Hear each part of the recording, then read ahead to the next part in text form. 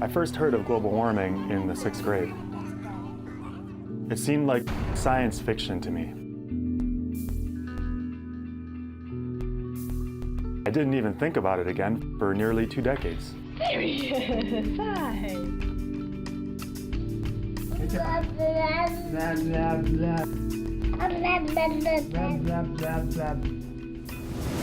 At that time, I was a graduate student in physics, and I was at Columbia. When my first son was born, everything changed.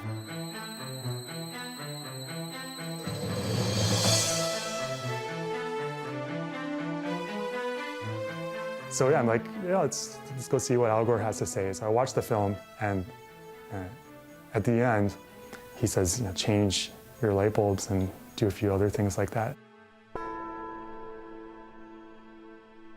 So I left the theater, and I was kind of shell-shocked.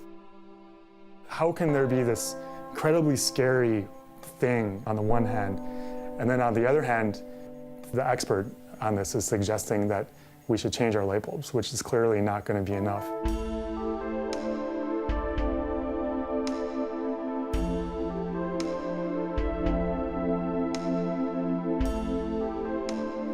So I think that set me, and maybe a lot of other people too, on this path of exploring, well, what is enough? Like, how can we respond to this? As someone who was trained as a scientist, I thought that what we needed were more facts. I must have been pretty hard to live with. I was really struggling and feeling very anxious. I had this knowledge of all of this stuff happening, that society wasn't moving to do anything about it.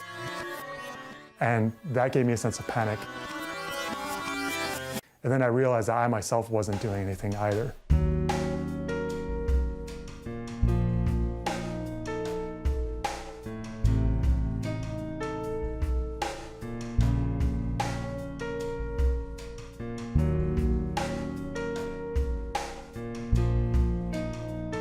By changing ourselves, we send a message with how we live that goes far deeper than what we can say with words.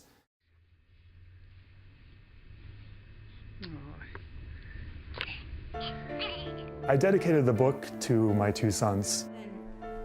I made a dragon here in sculpture class. It was a really obvious decision. Soccer. I have a violin lesson and soccer. And I have soccer. The book might not have existed if I hadn't had those 2 guys come into my life.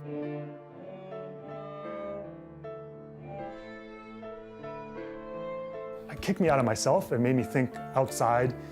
It made me want to make the world better. Bye, Byron. Oh, And their names are Baird and Zane.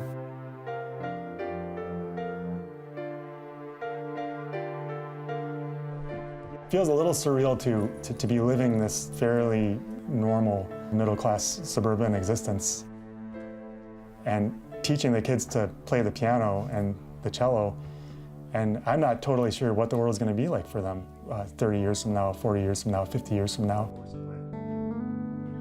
It's not looking great from where I'm sitting.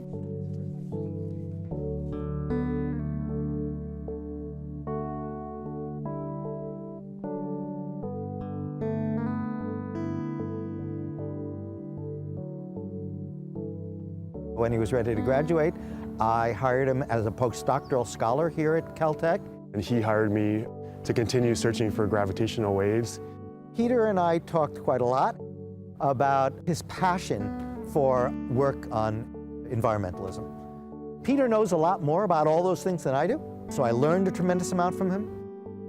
I'm also a passionate environmentalist, but nowhere near as much as Peter, and nowhere near as courageous as getting up and saying, despite the fact that I'm enjoying what I'm doing, I'm going to get up and change fields and devote my life to work related to our environmental challenges. And you warned me too. You said, if you leave now, you're going to be on the outside. And I admire him so much because of it.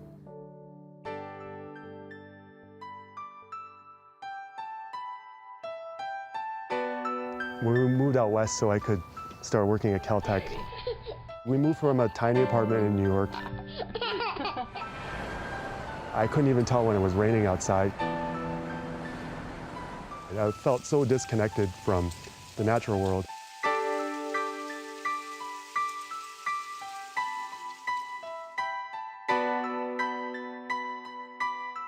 Hey, you want to go outside, you guys?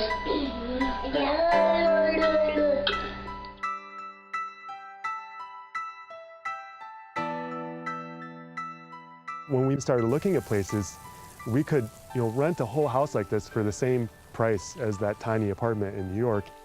And this particular house had this incredible avocado tree in the backyard that blew my mind.